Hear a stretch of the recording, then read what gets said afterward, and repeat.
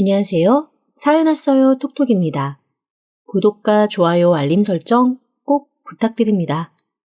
그럼 오늘의 이야기 시작해 보겠습니다. 인간만사 세옹지마라는 말이 있죠.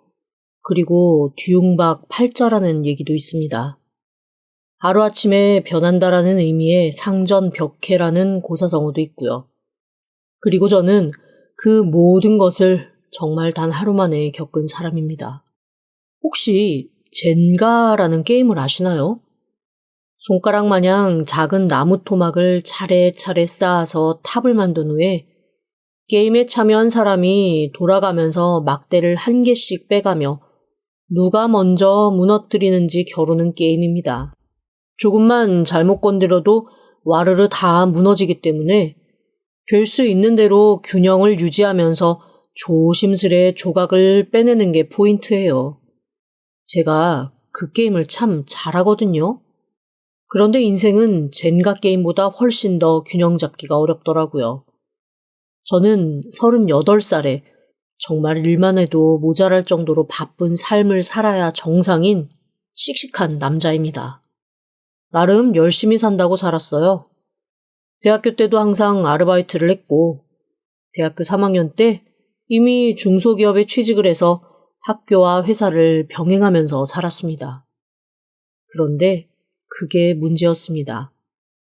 너무 이른 나이에 술술 잘 풀리고 주변에 조언해주는 어른들 얘기보다는 제 판단을 믿고 추진해 나가는 습관이 들다 보니 잘못된 선택을 계속 쌓아갔던 거죠.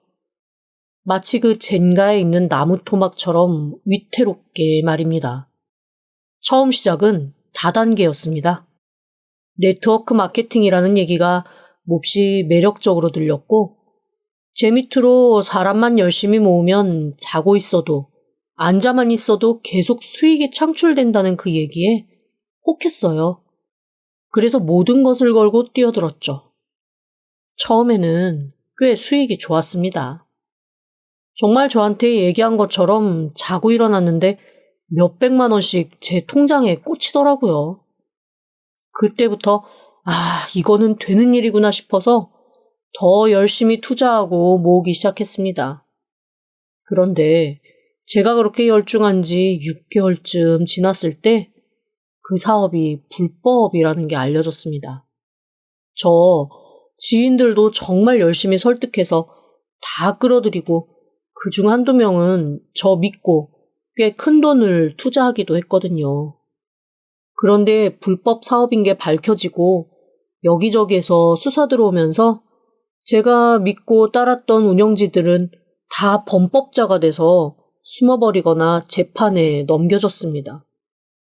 졸지에 저도 그들과 공모한 똑같은 사람이 되어버렸어요. 사실 좀 억울하기도 하고 당황스럽기도 했습니다. 저는 그저 열심히 산 것밖에는 죄가 없는데 왜 내가 이런 꼴을 당해야 되나 싶었어요. 하지만 물은 엎질러졌고 저는 지인들에게 있는 대로 패기친 못된 놈이 되어버리고 말았습니다.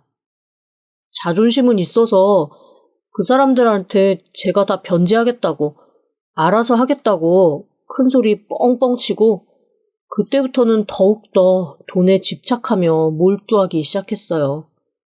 사람이 궁지에 몰리면 제대로 판단을 할 수가 없더라고요. 결국 저는 아랫돌 빼어 윗돌 개고 이것저것 돌려막기 시작했습니다. 그러면서 점점 해서는 안 되는 선택을 하면서 조금씩 더 깊은 나락의 구렁텅이로 흘러 들어갔습니다. 당장 너무 급하니까 뒷일은 생각 않고 뛰어들어 더 큰 손해를 본 것도 있었고 지금 찬찬히 생각해보면 너무 어이없는 일확천금에 대한 유혹에도 흔들렸어요. 이게 마지막 기회 같은 생각에 절실하게 매달리다 다시 실패를 경험하기를 몇 번. 저는 36의 나이에 신용 불량자가 되었습니다. 그리고 갚아야 할 빚이 정말 막막하게 한도 끝도 없이 늘어났죠. 부모님께는 그제서야 모든 상황을 말씀드렸습니다. 사실 숨길 수 있었으면 더 끝까지 숨겼을 거예요. 하지만 제 채무 때문에 사는 집까지 사람들이 찾아올 지경에 이르러 어쩔 수 없이 말을 할 수밖에 없었습니다. 그동안 사업하고 회사 다니며 동분서주하는 아들을 자랑스러워했던 부모님께 정말 죽기보다 말하기 싫었습니다. 부모님은 큰 충격을 받으셨어요. 성실하게 돈 잘 벌며 사는 것 같았던 아들이 빚이 수억에 달한 채 신용불량자가 되었다는 사실을 알고 부모님은 너무나 기가 막혀 아무 말씀도 못하셨습니다. 그렇다고 해서 부모님이 저를 도와주실 수 있는 것도 아니었어요. 두 분도 평생 일용직 전전하며 하루 벌어 하루 먹는 삶을 살고 계셨으니까요. 어쩌면 제가 돈을 벌겠다고 그렇게 이 악물고 덤벼들었던 건 어렸을 때부터 지긋지긋하게 제 꽁무니를 쫓아오는 가난이 너무 싫어서였던 것일 수도 있습니다. 엄마가 제 모든 사정을 듣고 한숨을 푹 쉬면서 이렇게 말씀하시더라고요. 엄마 아빠가 미안하다. 네가 어렸을 때부터 너무 가난에 찌들어서 그냥 그거 하나 벗어나 보겠다고 발버둥 치다가 이렇게 된 것 같다. 다 부모 잘못 만난 탓이다. 엄마 아빠가 미안하다. 그런데 어떡하냐, 도와줄 수도 없고. 이 집 팔아봐야 고작 3천도 안 나올 텐데 그거 가지고는 택도 없는 데다 집마저 팔고 나면 엄마 아빠 어디 가서 살겠니. 어떡하니, 어떡해. 어떠한 상황에 다다랐을 때 누군가가 도와줄 수 없음을 슬퍼하는 모습은 섣부른 위로보다 더 큰 상처가 된다는 걸 전 그때 알았습니다. 상대방이 해줄 수 없어 동동거리는 그 마음이 느껴지면서 그게 고스란히 제 안에 죄책감으로 쌓이더라고요. 그건 또 그거대로 너무나 괴롭고 힘든 거였습니다. 차라리 부모님과 연락을 끊고 제가 재기할 때까지는 무소식이 희소식인 걸로 사는 게 낫겠다라는 생각이 들더라고요. 그리고 그런 말을 하자 아버지가 저한테 조용히 이런 얘기를 하셨습니다. 너 지금 살고 있는 집 전세 빼면 그래도 한 8천은 나오지? 네, 그런데 그거 가지고 담보대출 받은 게 있어서 아마 그거 다 정리하고 나면 남는 거는 10만 원도 채 안 될 수 있어요. 그거라면 어쨌거나 아껴서 쓰면 몇 개월은 먹고 사는데 지장은 없을 거 아니냐. 다른 게 아니고 네 할머니가 돌아가시면서 남기신 집이 있는데 그게 아주 시골이야. 거의 폐가나 달아먹고. 주변의 이웃들도 뭐 노인이 한 5분 계시려나. 그냥 거기 내려가서 비라도 가리며 사는 게 어떻겠나 싶어서. 아마 옛날 같았으면 뭘 그런 데 가서 살라고 하냐고 제가 버럭 성을 냈을 겁니다. 그런데 제가 너무 극한에 다다른 상황이다 보니 아빠가 해준 그 얘기가 몹시 매력적으로 다가왔어요. 어딘가 기댈 곳조차 찾기가 힘들어 근처 어디 고시원이라도 들어가야 되나 아니면 부모님께 볼 낯은 없지만 다시 이 집으로 기어들어와 잘할 때처럼 베란다 한 켠을 막아 방처럼 만들어 거기서 지내야 하나 진짜 고민이 많았거든요. 차라리 먼 시골로 떠나는 게 낫겠다라는 생각이 들었습니다. 지금으로선 당장 재기도 꾀하기가 힘들고 저 스스로도 일단 좀 추스려야 할 필요가 있었거든요. 그렇게 저는 시골로 내려갔습니다. 제 할머니는 20년 전에 돌아가셨어요. 저를 나름 많이 귀여워해 주셨고 돌아가시는 그날까지 꽤 정정하신 편이었는데 그냥 어느 날 갑자기 주무시듯 돌아가셨습니다. 집에서 돌아가셔서 장례도 집에서 치르고 마당에 큰 삿갓 텐트 쳐놓은 채 조문객 받고 그랬던 기억이 여전히 남아있거든요. 할머니 장례식 이후로 처음 가보는 할머니 집이었습니다. 와, 그런데 세상에 집이라고는 할 수 없을 정도로 폐허가 다 되었더라고요. 아버지는 그래도 그 집이 할아버지 생전에 좋은 나무와 좋은 돌로 꼼꼼하게 지으신 거라 뼈대는 괜찮을 거다라고 하셨는데 흰 개미떼의 공격을 받아 나무 석가래도 다 무너지고 든든하게 버티고 있는 건 주춧돌 4개밖에 없었습니다.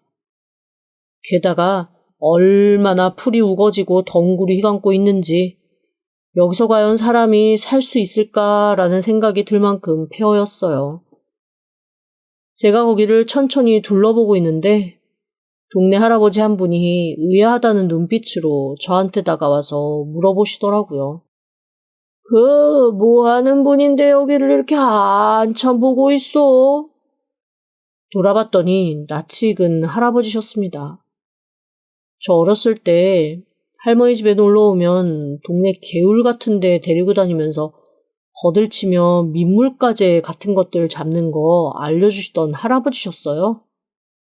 제가 어린 마음에 넷가 할아버지라고 부르곤 했죠. 그때는 이렇게까지 나이 드신 건 아니었는데 완전히 호호 할아버지가 다 되셨더라고요. 저예요, 넷가 할아버지. 저 기억 안 나세요? 여기 할머니 손자요. 아이고, 세상에. 못 알아보겠다. 내가 그래 여기는 어쩐 일이냐? 저 여기 와서 살려고요. 에? 너 잘 나간다고 그러더만 이 폐허에서 왜 살아? 당분간 몸 좀 쓰면서 머리를 좀 비우고 싶어서요. 저 좀 많이 도와주세요. 어디 아픈 건 아니고? 좀 아프기도 해요. 그래서 회복할 시간이 필요하고요. 그런데 이거 어떻게 살 수 있는지나 모르겠어요. 제가 회복할 시간이 필요하다고 하니까 할아버지는 뭔가 사정이 있나 보다라는 듯이 고개를 끄덕이시며 더 이상 길게 묻지는 않으셨습니다. 대신 집 마당을 보면서 이렇게 조언을 해주시더라고요. 일단 여기 있는 풀과나무는 전문가를 불러서 이틀 정도 싹 베어내고 아예 쓰레기를 다 가져가게 하는 게 손쉬울 거라고 말이죠. 그러면서 그 비용을 말씀하시는데 그 비용조차도 저에게는 부담되는 금액이었습니다. 그래서 그냥 할아버지에게 마음 정리할 겸 천천히 제가 하겠다고 말씀을 드리고 대신 동네에서 공동으로 쓰는 기구 같은 게 있으면 좀 빌릴 수 있냐고 여쭤봤죠. 흔쾌히 당신이 가지고 있는 기구들을 빌려주겠다고 하시더라고요. 그렇게 저는 중고 물품 파는 곳에서 산 작은 텐트 하나 집 마당에 설치해 놓고 거기서 먹고 자면 무념무상으로 집을 가꾸기 시작했습니다. 20년간 방치되어 있던 그 집터는 완전히 야생과 다름이 없었어요. 중간중간 뱀도 나오고 숨어있는 동물들도 많았습니다. 그리고 그중 저를 가장 깜짝 놀라게 한 건 쓰레기인 줄 알고 지웠다가 너무 놀라 떨어뜨릴 뻔한 아기 고양이였어요. 태어난 지 얼마 되지 않은 것 같은데 눈에는 눈곱이 잔뜩 껴있고 앞발 한쪽은 휘어진 채 장애가 있는 고양이였습니다. 아마도 어미가 끝까지 살아날 수 없을 것 같다라고 판단하고 버리고 간 듯 했어요. 얼마나 굶었는지 그 조그만 게 갈비뼈가 앙상해서 정말로 뼈에 가죽만 붙어 있더라고요. 그래도 생명이니 이렇게 죽게 내버려 둘 수는 없겠다라는 생각에 쌀알을 으깨서 죽을 좀 끓이고 거기에 멸치가루를 좀 부셔서 같이 섞어주었습니다.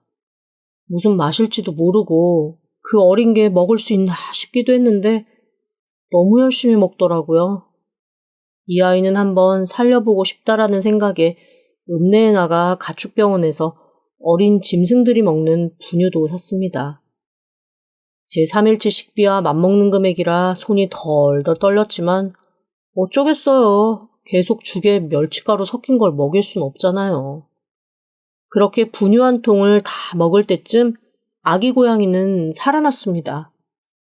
처음에 저한테 기구 빌려주셨던 넷가 할아버지가 그거 바로 죽을 텐데 뭐 하러 그렇게 공들이냐고 퉁명스럽게 한마디 하셨었거든요.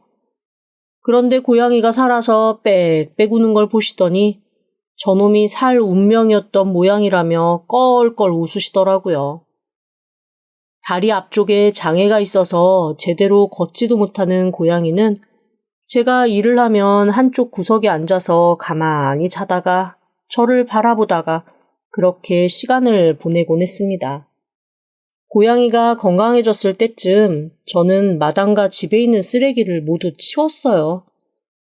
다 치우고 나니 여기저기 갈아먹고 쓰러지긴 했어도 나름 집에 뼈대가 많이 남아 있더라고요. 그때부터 조금씩 집을 완성해 나가기 시작했습니다. 제가 뭘 알겠어요. 하나하나 부딪히고 직접 몸으로 싸워가며 그렇게 집을 고치기 시작했죠. 그런데 그중 저를 사실 힘들게 한 건 따로 있었습니다. 저한테 기구를 빌려주신 내과 할아버지 외에 다른 동네 사람들이 저한테 와서 계속 부정적인 얘기만 하시는 거예요. 동네가 시끄러워졌다는 둥, 이거 이래 이렇게 해서 혹시 다른 데 팔려고 하는 거 아니냐는 둥 시비를 거시는 분들도 있었습니다. 젊은 사람이 여기까지 내려온 걸 보면 바닥까지 갔던 모양인데 그래도 다시 재기하는 게 낫지 않겠냐는 등 그분들로서는 관심 있고 걱정돼서 하시는 말도 분명히 있었겠지만 저한테는 쓸데없는 참견 그리고 힘든 이야기인 것들이 다분했습니다. 게다가 그중 몇 분은 제가 쿵닥쿵닥 하는 소리 하루 종일 시끄러워 살 수가 없다며 저한테 와서 물을 뿌리거나 소금을 던지시는 분도 있었어요. 제가 이곳에 살던 할머니의 손자라는 걸 알면서도 생전에 그 노인네 우리한테 잘한 거 하나도 없었다는 얘기까지 끌어다가 못되게 말씀을 하시더라고요. 마음이 참 착잡해졌습니다. 이런 게 텃세인가 싶기도 하고 아무리 그래도 그렇지 이렇게까지 하실 필요가 있나라는 생각도 들었죠. 그리고 그때마다 내과 할아버지는 동네 사람들과 대신 싸워주시기도 하고 그 젊은 사람이 살겠다고 하는데 왜들 이렇게 못되게 구냐며 한 소리 하시기도 했습니다. 나중에 알고 보니 저희 할머니가 살아생전에 이 동네에 뭔가 들어와서 발전할 수 있는 기회가 있었는데 그거를 엄청 반대를 하셨었나 봐요. 할머니가 반대하시는 바람에 가장 주축이 되는 몇 사람이 마음을 바꿨고 그것 때문에 큰 농업회사가 들어올 기회를 옆마을에 뺏겼다고 했습니다. 그런데 내과 할아버지 말에 의하면 그 회사는 어차피 옆마을로 들어갈 거였다 하더라고요. 대신 지금 제가 살고 있는 마을과 비교하는 척을 해서 가격을 낮춰 들어가려고 수를 썼다는데 할머니가 그걸 간파하셨던 거래요. 어차피 거기 들어갈 거 제 값에 들어갈 수 있게 너희 할머니가 종대 메고 반대해 준 건데 그걸 여태 저렇게 오해를 하고 저러고 들있다. 아이고 쫓아난 놓친애들. 그런데 그때 일을 여전히 오해하고 계시는 마을분들이 그렇게 저희 할머니에 대한 원망을 쌓아놓고 있다가 그걸 저한테 푸시는 거죠. 이런 시골에 살수록 이웃이 좋아야 한다는 생각을 하고는 있는데 저한테 이렇게 적대적인 사람들이 늘어나니 여기서도 나는 환영받지 못하는 건가라는 생각에 너무 슬퍼지고 우울해지기 시작했습니다. 제가 여기에 내려온 건 우울과 좌절을 이겨볼 계기를 찾아서였잖아요. 집을 바로 세우면서 조금씩 생각도 정리되고 단순화되면서 회복을 향해 가던 저는 더 큰 좌절 앞에 더 깊이 좌절하기 시작했습니다. 결국 저는 집을 반쯤 완성했을 때 번아웃이 와서 아무것도 못하는 상황이 되었습니다. 그냥 하루 종일 눈물만 나고 슬프기만 해서 그나마 완성된 툇마루에 누워 마치 식물인간처럼 멍하게 마당을 바라보기만 하는 일이 잦아졌어요. 내과 할아버지가 가끔 와서 이거라도 먹으라고 감자 몇 알, 옥수수 몇 개, 고구마며 떡 같은 것들을 밀어 넣어주시지 않았으면 아마 무언가 입에 넣어서 먹을 생각도 하지 않고 그대로 굶어 죽었을 거예요. 그 정도로 아무런 의욕이 없었습니다. 그런데 그런 저의 우울을 점점 더 가중시키는 일이 생기기 시작했어요. 어느 날부턴가 자고 일어나면 제가 깨끗하게 치워둔 마당에 너무나 이상한 것들이 쌓여 있는 거예요. 뭔가 장갑 한 짝일 때도 있었고 뭔가 찢어진 옷가지 같은 것일 때도 있었습니다. 누가 봐도 쓰레기 같은 것들이었어요. 그것들이 제 마당 여기저기에 휙휙 놓여 있더라고요. 처음에는 바람에 실려서 다른 사람들께 잘못 날아왔나라는 생각을 했습니다. 그런데 그러기에는 꽤 무거운 것들도 있었고 정말 누가 던진 듯이 마당에 여기저기 흩뿌려져 있었거든요. 제가 그걸 주섬주섬 치우고 있는데 저한테 또 먹을 것을 건네주러 오신 내과 할아버지가 혀를 끌끌 차며 이러시더라고요. 이 못된 인간들, 내가 대놓고 아무 말도 하지 말라고 말을 했더니 이런 식으로 마당에 쓰레기를 던지고 가? 인간들 정말 내가 평생을 같이 살고 보지만 아주 지긋지긋한 노인네들이야. 아이고 지겨워. 아이고 지겨워. 그런 말씀을 하시면서 쓱쓱 마당에 놓인 것들을 가져가셨습니다. 그런데 그 얘기를 듣는 순간 제 마음이 또 너무나 무너져 내리더라고요. 아니 제가 얼마나 미우면 이런 식으로 마당에 쓰레기까지 던지나 싶은 거예요. 차라리 대놓고 와서 말을 하지 애써 가꾼 마당인 거 알면서 그 많은 쓰레기 치우면서 얼마나 힘들었는지 다들 보고 알 텐데 굳이 마당에 쓰레기를 이렇게까지 버리고 있다는 게 너무나 속이 상했습니다. 그래서 아예 대놓고 쓰레기 버리는 사람들을 붙잡고 나한테 왜 그러냐고 따져 물을 심산으로 그날은 슬그머니 텐트 안에 누워 밖에 동향을 살폈습니다. 쓰레기 버리는 기척이 느껴지면 벌떡 일어나서 한마디 할 참이었어요. 밤이 좀 지나고 새벽 2시 정도 되었을 때였습니다. 뭔가 툭툭 하고 땅에 떨어지는 소리가 들리더라고요. 속으로 이렇게 생각했습니다. 아이고, 이 새벽에 쓰레기를 버리러 여기까지 왔다고? 대단하다 라는 생각이었죠. 단단히 한마디 해줘야겠어 라는 마음을 먹고 텐트 문을 열고 벌떡 일어나 뭐 하는 짓이냐는 얘기와 함께 후레쉬를 비추는 그 순간 저는 정말 기절할 듯 놀랐습니다. 눈이 화등잔만하게 커진 범인이 거기 있었거든요. 바로 제가 구해줬던 고양이였습니다. 고양이는 너무 놀라 도망갈 생각도 못하고 갑자기 비춘 빛에 깜짝 놀라 그 자리에 꼬리를 잔뜩 세우고 등털을 바짝 세운 채 얼음이 되듯 서 있었습니다. 그 불편한 다리 한쪽을 절뚝이며 입에 아니나 다를까 또 장갑 한 짝을 물고 있더라고요. 주변에는 이미 뭔가 잔뜩 갖다 놓은 듯 이런저런 것들이 흩어져 있었습니다. 제가 너무 놀라 플래시를 조용히 내려놓고 털썩 주저앉았더니 그제야 고양이가 저한테 절뚝이며 다가와 제 몸에 고개를 비비며 낮게 그르렁거리고 울더라고요. 그제야 예전에 누구한테 들었던 얘기가 생각이 났습니다. 고양이가 자기가 고마운 사람이 있으면 쥐나 새 같은 거를 물어다 주면서 고마움을 표시한다는 얘기였어요. 이 녀석이 나한테 고마운 것들이 있어.